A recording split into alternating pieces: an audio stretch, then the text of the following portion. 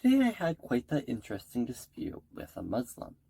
This person claimed that the Hebrew word shalim means Muslim, and I was very skeptical for a few reasons.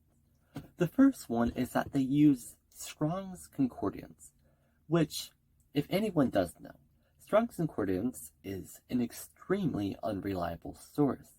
Now, I'm not just saying this because I don't like it or something like that, as the person actually would claim. I'm saying this because every scholar I'm aware of notes how terribly out of date this concordance is.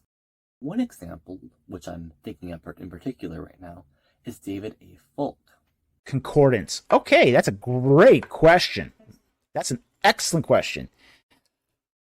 Basically, first of all, take your Strong's Concordance, get the fire in your fireplace going, and chuck it in there, okay? And while you're at it, also throw in Matthew Henry's commentary, okay? You'll get heat for the night, which is more value than you will get out of its commentaries and its lexicon, okay? Strong's was out of date as soon as it was published. Slim Code K, is Strong's unreliable? Yes, very unreliable. The problem with Strong's Concordance, besides it's out of date, I mean, it's horribly out of date, is that it takes a synchronic view of the, I mean, it doesn't even give you really strong referencing or even definitions. It's more of a word list. And it also is synchronic, so it won't separate out, say, changes in the language. Like the change from classical to Middle Hebrew to late Hebrew, etc. A good lexicon will do that. Not to be some sort of stickler here, I want to look at what my Hebrew teacher had to say this. So I have a biblical Hebrew teacher. He's a great dude. His name is Amo Linguas on YouTube, so be sure to check him out. But I asked him what he had to say about it, and this is what he said right here.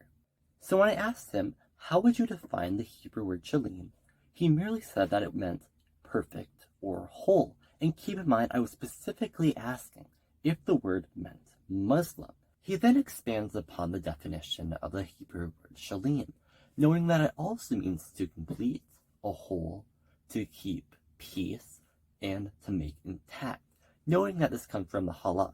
My Muslim friend then quotes the Gensinius Hebrew and English Chalcedon lexicon of the Old Testament, which, I should note, my Hebrew teacher also notes is an extremely outdated source, but even so, we'll take it as it is.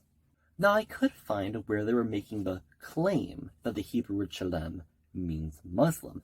However, they're actually committing a Semitic anachronism or etymological fallacy.